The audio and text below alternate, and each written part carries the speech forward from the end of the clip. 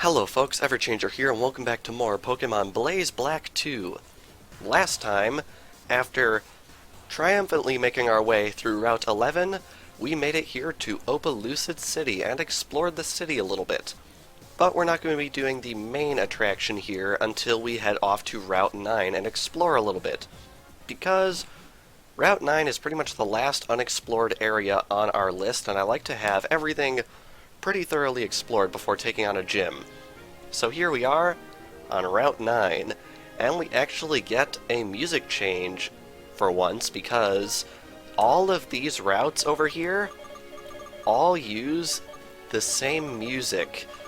Since they were part of the post-game of Pokemon Black and White, you probably were going to explore them all at about the same time, so they just gave them all the same music, which I guess dragged on a little bit. So now we have a bit of a music change, which is awesome. I'm going to bring up my dowsing machine, and now we can explore this route. I don't want to head down there yet because I think that is probably the bulk of this route, but up here, join our team. Actually, I will force you to join our team. There are a lot of thugs on this route, which is a little unfortunate, or excuse me, roughneck. I guess roughneck is the more clinical term. There are a lot of these guys here on this route, which is a little bit unfortunate because it gives the place a bit of an off-putting atmosphere. But I don't know, I guess it makes quite a bit of sense considering the region is based off of New York City, and New York City does have some pretty shady portions, so I guess they wanted to emulate that as much as they could. So anyway, we're going to take down this Scrafty right here, and this guy actually only had one Pokemon, which is odd. Our team doesn't need a trainer who's quite that strong. What, you don't like strength? You don't like the power of my Garchomp? Anyway, as you can see right here, trainer tips. One kind of Pokemon can have different abilities. Try to catch Pokemon you've already caught before. Not what I was looking for. This is what I was looking for. Shopping Mall 9, colorful and wonderful. We are going to be covering the mall in this episode, but I would like to explore the entirety of Route 9 first. And of course we have Shaking Grass. Can we actually make it there? We can. Whoa! Something tells me I just got incredibly lucky. I would not be surprised if this was like a 5% encounter rate. This is Gallade, evolved from Kirlia when using a Dawnstone, but only if said Kirlia is male. Inherits the fighting type, so we have a psychic fighting Pokemon here. Probably the better one between this one and, what was it? Medicham, that's it. So I don't think I want to waste this opportunity. Let's catch it.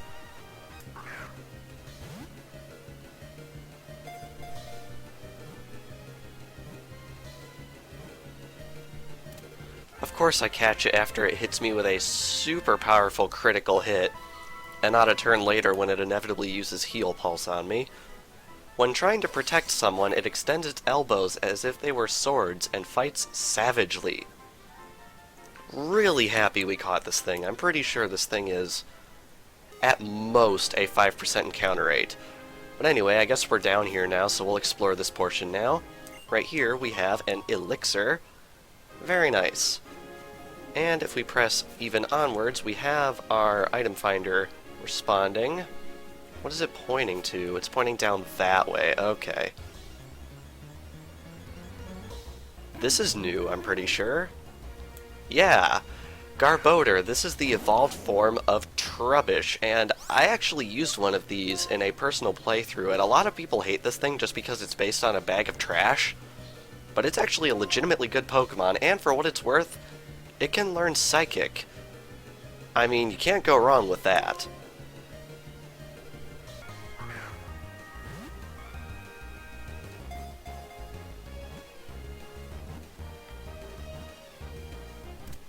And we caught it. Unfortunately, Garchomp had to go down to Toxic, but we got it. Consuming garbage makes new kinds of poison gases and liquids inside their bodies. Yikes. Alrighty, and I think with the capture of Garbodor, we actually now own 350 Pokemon. I'm pretty sure we could probably get a hold of even more before this episode is over, though. Like this one. This is Mightyena. Probably one of my favorite Pokemon. I used one of these in a playthrough of Omega Ruby, and it definitely served me well in the single player. I'm sure it falls short in a lot of aspects in the multiplayer, but in single player I enjoyed it.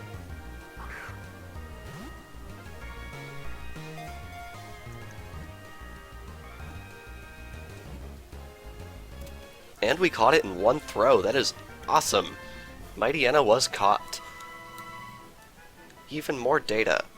It chases down prey in a pack. It will never disobey the commands of a skilled trainer. Very cool. Alrighty, Mightyena heads off to the PC. Very good. And right here, of course, we have another Roughneck, who will most certainly not win this match. Not if I have anything to say about it. Alrighty, first up is Skuntank. Ooh. This one is an interesting one because it's basically a skunk, and they like to talk up the fact that this thing smells like death. So, yeah, best to get it off the field as soon as possible, and I think Bulldoze is the way to do that. And yes, it can learn Flamethrower. Take that however you will. But anyway, down it goes. Very good. Alrighty, and his next Pokemon is Ariados. That's an interesting one. I think we're going to send out Victini for that one, play off the type advantage. Ariados is kind of sad because it's a reminder that the early bug types in Generation 2 were not good at all. I think the first really good bug type you're going to hit in Gold and Silver is either going to be Scyther or Pinsir or probably Fortress, and that's after you've gotten like 3 or 4 gym badges, so before that you're pretty much out of luck. Someone just got level 57, I think. I wasn't paying attention to who it was. And over here, sneakily hidden, we have a Nugget. Definitely worth selling that for money. Money which we are of course going to need to fund our Pokeballs later on, and it looks like we have the last member of this trio erroneously present in this area before it should be. Here we have TM84 Poison Jab. Considering all 3 of these Pokemon are spawned in before the hack creator says they should be, I might catch them earlier than that. I'm not sure. I don't have it in my plans for the moment. I only plan on catching the we'll call it the Cobalion trio for now before we beat the game, but afterwards I'm gonna have to see what we do. Anyway, right here, as you can see, there is a cave entrance blocked off. In the original Black and White, this would lead to a very large dungeon called the Challenger's Cave. Unfortunately, it is not present here at all. One interesting thing about it, though, is that for whatever reason, it was stated in the original Black and White that a legendary Pokemon could be found there. But no such Pokemon is actually present in the area, which is a little unfortunate. Anyway, I think we're about free to head around here and take on the rest of the trainers on this route, so I think we're going to do that. Are we going to get lucky? No. Oh well, don't want to tempt my luck too much. Anyway, let's head right on over this way, and we've got bikers. Let's fight them. Do you want to pass through here? Then you must greet me. Or I could just walk around that hedge to the north of here, but where would the fun in that be? Anyway, here we have Pawniard, which is an interesting Pokemon because it is Dark and Steel type, meaning that it is comprised completely of types that did not exist in the original Generation 1 of Pokemon, which I always found a little bit interesting, and I think Pawniard is definitely notable entirely for that reason. Anyway, up next we have Houndoom, which is Dark and Fire. I think we're sensing a pattern with these Roughnecks. They usually tend to use Dark and Poison types. That's usually what you'll see anyway. Of course, the game does like to throw curveballs at you every now and again. I'm reminded of our own Houndoom. It's been a while since that day, hasn't it? Wow. Anyway, Magnezone gets level 57, which is awesome, and up next we have Wheezing, which means I think we want to switch to Victini and blast it with a Psychic attack. Man, I'm so glad we came across the TM for Psychic, because it allows us to do awesome things like this. One-shotted. Very good. Alright, get a lot of experience for that. And down goes the first biker on this route. And heading over here, looks like we have another sign. What does this one say? It says Route 9. Simple enough. Right here we have a quick ball, which is nice. One thing worth noting, if you hold B on this route, it will cause the bikers to move faster, even if you're not actually running. Which I suppose you can use if you want to. It's just a random feature. I think it's trying to make it more likely you get caught if you are to run around the area. But the funny thing is, if you're on your bike and not holding B, I don't think they go any faster. But if you're on your bike and you are holding B, I think they do go faster, which is a little weird. Anyway, gonna hit Shiftry here with a fighting type move because it is part dark. And down it goes.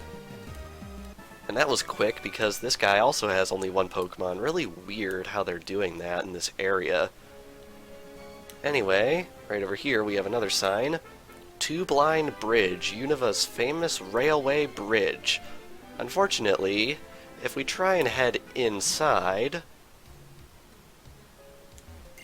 Halt! The Two-Blind Bridge is currently undergoing a test to see how many people it can hold. That's right, I can't let any more people in right now. As an aspiring engineer, this makes me scream internally inside. You do not test a bridge's capacity with actual people. You just don't.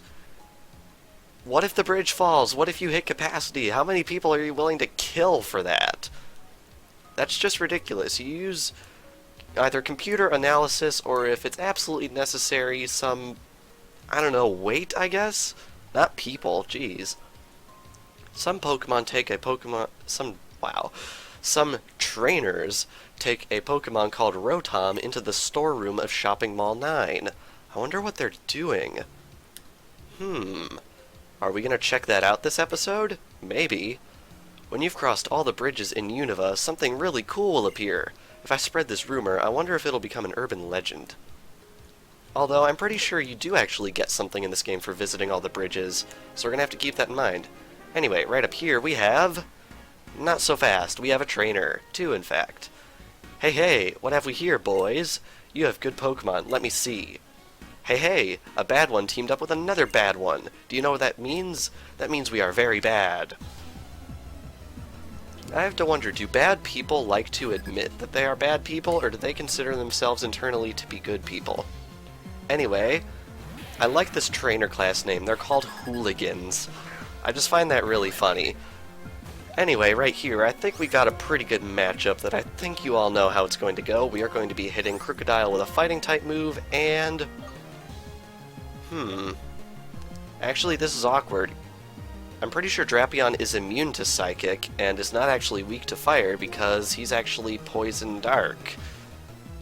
One thing I always forget. Drapion's typing. One of the hardest things to remember this entire game. Anyway, I think it's pretty certain that this Crocodile is going to go down at least. And indeed it does. I really like Crocodile. It's an awesome Pokemon. Probably going to use one in my personal playthrough of Pokemon White 2. Not quite to where you get that yet, because I've been putting most of my energy into the LP right here. But anyway, speaking of putting energy into the LP, we're going to blast this thing with a Flame Burst. And down it goes. Get lots of experience for that. And we win. Very nice. And now, we can claim an HP up. Anyway, before we head over to the mall, I am going to take that trainer's advice to heart, and I am going to head back to Opelucid City and grab the Rotom that we caught back in Chargestone Cave. So I will be right back. Alrighty, I got ourselves a Rotom, and wow, this is an effective wall. I'm actually surprised about that. And I think Lucario's going to be sitting this one out. Nothing personal, it's just he needs the experience the least. Anyhow, if we head on in here, this is Shopping Mall 9. Welcome to Shopping Mall 9. It's called 9 because it's on Route 9. You can remember it by thinking of this. Done shopping? 9! I love that. That's brilliant. Shopping Mall 9. Colorful and wonderful. Very nice indeed. I was challenged to a Pokemon battle inside the shopping mall. That means it's a place where only the strong survive. Got it? Yes, there are a couple of trainers in here that we're going to want to keep an eye out for. I'm a lady. I've come to do some shopping, but I'm having ever so much trouble finding out what is sold where. Would you be so kind as to buy a Hyper Potion for me? I'll give you the money for it. Sure. Why, thank you. Here's the money for it. Just a Hyper Potion, please. Thank you ever so much for your help. I suppose this is the one place in the entire game where you can rob someone, because I think you can just walk away and not do this side quest, but we are going to be the good people, and we are going to buy her a Hyper Potion.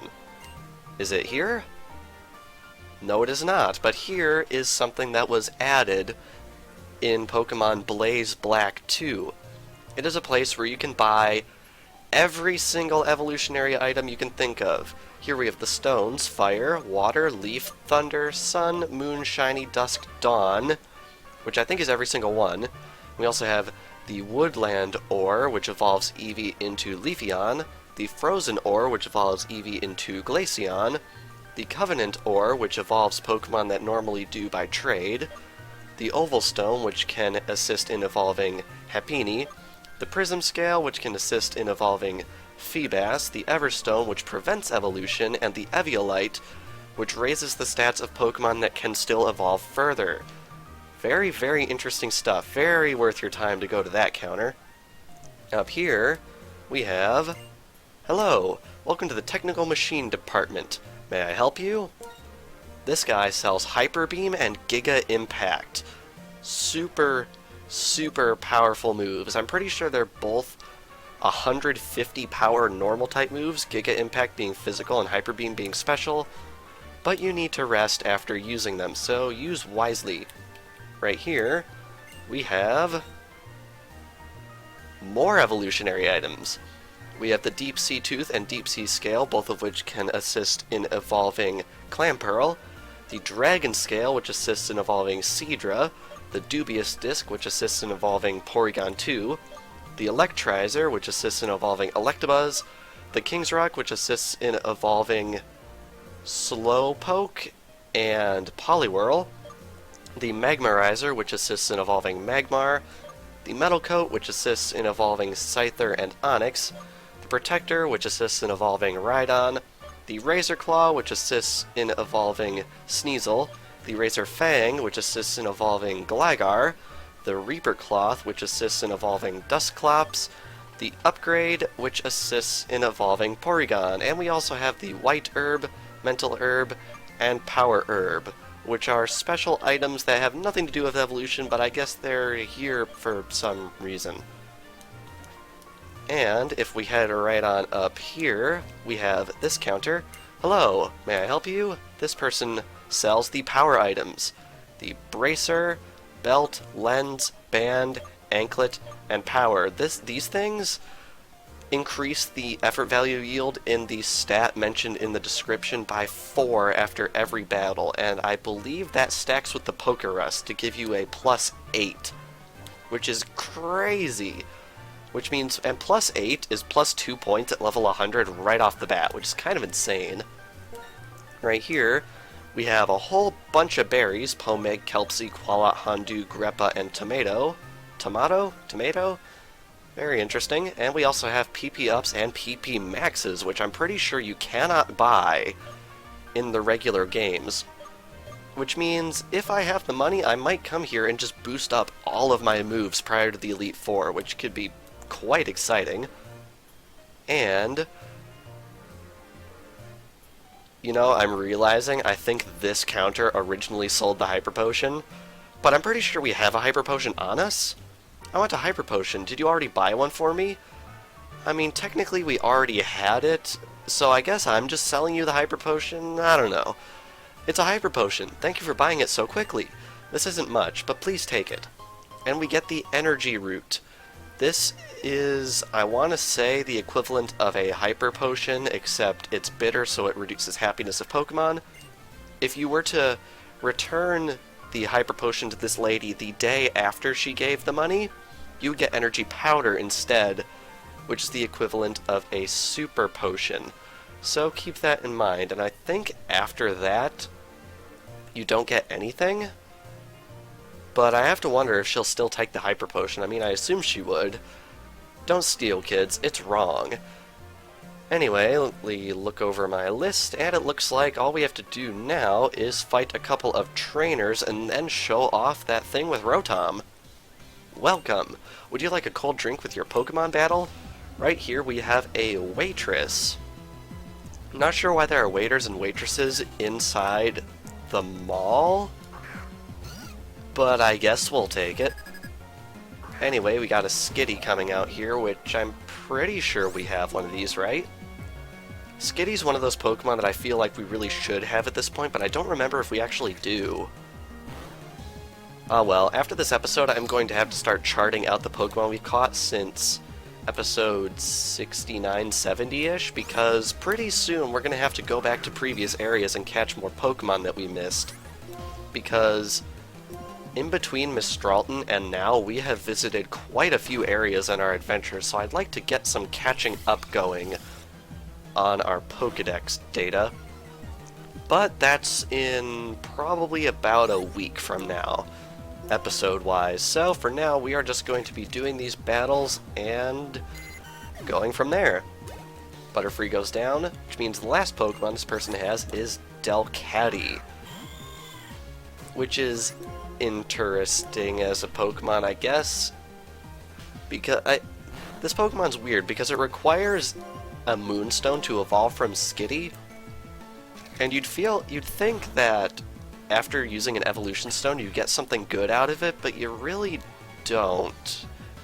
Delcatty's kind of a disappointing Pokemon, if we're going to be perfectly honest.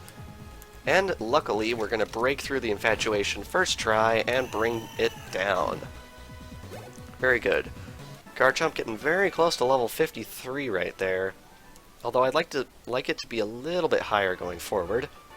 Anyway, that is one trainer in this area. The next trainer is this guy? Yes. I'm a waiter who is good at Pokemon battles. Hopefully better than your friend down there, because that wasn't really a hard fight at all. Anyhow, we got Meowth coming out. I think I'm sensing a pattern right here. I'm betting we're going to see a Meowth, a Persian, and something else. Anyway, let's hit it with a Crunch. I have a feeling this is going to bring it down pretty much immediately, and it does. Very good. And up next we have Ledian, which is an interesting choice. Ledian is pretty much the epitome of really disappointing bug types, which is sad, because it looks cool. I like Ledian's design. It's just truly, honest to God, bad. Which is really unfortunate, but I guess you win some, you lose some. Garchomp gets level 53. And up next, of course, we've got a Persian. Alrighty. I think a Dragon Claw would be good for this one. Get that nice stab bonus. Literally. And down goes Persian. One shot. Very cool. Wonderful battle. A learning experience. Thanks for the tip. Pretty sure you don't actually tip him though, so don't be afraid. Anyway, if we head all the way down here, we have this one last room. The storage room. Right over here we have TM87 Swagger. Very nice. Pretty sure in the original game that was a Poké Doll, but I'm happy with getting a TM out of it instead. Nice change for the hack. This mountain of cardboard boxes. They're all full of electrical appliances we can't sell anymore. They're just going to waste. I wonder if someone could put them to good use. Well, as you can see, I have brought with us our Rotom. Met at level 35 in Chargestone Cave over a month ago at the time of this episode being uploaded. Right? Yeah, over a month ago. Wow. Cool. If you bring a Rotom to this room, it's full of cardboard boxes with electrical appliances in them. Oh, Rotom would like to investigate the motors of the electrical appliances. Is that okay? Sure. Which appliance's motor will you allow Rotom to enter? Let's start with the microwave oven. Rotom entered the motor. Rotom is trying to learn Overheat, but Rotom can't learn more than 4 moves. Delete a move to make room for Overheat? Yes, indeed we shall. I think we are going to delete Double Team. Is it okay to forget the move Double Team? Yeah. And Rotom will learn Overheat from entering the microwave oven. And as you can see, now that we have done that, Rotom has actually changed form. It is now a microwave oven, and it is also electric fire instead of electric ghost. This is a change that I feel like a lot of people weren't aware of, but when Black and White came out, they changed all of Rotom's alternate forms to be of their specialty type, which is pretty interesting.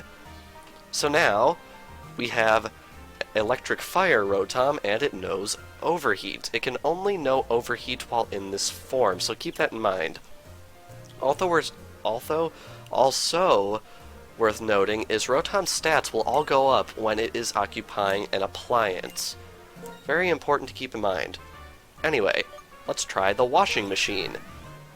And Rotom will automatically forget Overheat and learn Hydro Pump in its place. If we check Rotom now, it is now electric water and it knows Hydro Pump, which is very interesting. If we do this again with the refrigerator, Rotom will forget Hydro Pump, and in its place will learn Blizzard, which is pretty good. Check on Rotom now, and it is occupying a fridge and is now electric ice. If we examine the item for a 4th time, we get the electric fan. Rotom will then forget Blizzard and will learn Air Slash. Now this one is interesting because as you can see, Rotom is electric and flying type now. However, its ability is still Levitate, which means whoop-de-doo, flying Rotom is pretty useless in terms of ability. Anyway, one final inspection is the lawnmower. Rotom enters the lawnmower and will forget Air Slash, and in its place, will learn Leaf Storm. And if we check on Rotom now, it is an electric grass type and it knows Leaf Storm. I'm pretty sure electric grass is a unique typing. The same with electric ice and electric fire. So Rotom probably holds the title of most unique type combinations ever. But anyway, that is every single form of Rotom, so if we head into the menu and hit Recall, Rotom will forget Leaf Storm and emerge from the motor. Worth noting, if Rotom only knows its specialty move, when you recall it from a motor, it will learn, I believe, Thunder Shock in its place. So no, you can't glitch out the game to have a Rotom with 0 moves. But anyway, that is that entire feature that I wanted to show off, and the entirety of Route 9 and the Shopping Mall 9 fully explored, which is completely awesome. So I'm going to head to the Pokemon Center, switch our team back around, and I will meet you guys back outside in Opelucid City. I might as well make a note of these changes since I did make a few of them. Mandibuzz is now holding the Amulet Coin, Gastrodon is now holding the Lucky Egg, and Victini and Garchomp are currently holding the Experience Shares. So that's our plan for the moment, subject to change at any time, as you might imagine. and Lucario is just sort of here, being about 10 levels higher than everybody else. But anyway, with that, I think we are going to end things off here. So, this past episode of Pokemon Blaze Black 2, we headed out to Route 9 and explored the entire area, and we also explored Shopping Mall 9 and went over all of Rotom's unique forms, which is pretty awesome. I feel like a lot of people sort of gloss over that. And next time, on Pokemon Blaze Black 2, we are going to be taking on the resident Hoenn gym leader in Opelucid City. So without further ado, thank you all for watching, and I will see you guys next time. Also worth noting, I went to save, and we are currently at 59 hours and 59 minutes. Couldn't have timed that better if I tried.